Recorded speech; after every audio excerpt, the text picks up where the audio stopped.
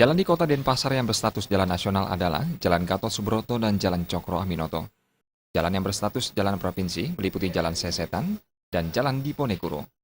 Beberapa jalan kabupaten kota di Denpasar berada dalam kondisi memprihatinkan, sehingga dikeluhkan oleh masyarakat dan pengguna jalan.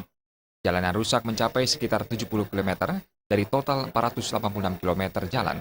Penanganan jalan yang rusak sekitar 70 km akan dilakukan secara bertahap setelah dilakukan kajian teknis. Karena keterbatasan anggaran, pemerintah belum bisa memperbaiki kerusakan jalan.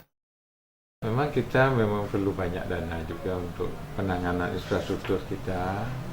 Kemarin kita juga ajukan kurang lebih sekitar 350 miliar untuk penanganan infrastruktur kita dengan tingkat kerusakan yang ada. Tapi kita juga melihat juga kemampuan keuangan daerah kita. Nanti seberapa kita dialokasikan itu kita maksimalkan. Nanti kita susun berdasarkan skala prioritas. Kepala Bidang Bina Marga Kota Denpasar, Wayan Dirgayasa menghimbau masyarakat bersabar terkait kerusakan jalan. Belum diperbaikinya jalan disebabkan kurangnya anggaran.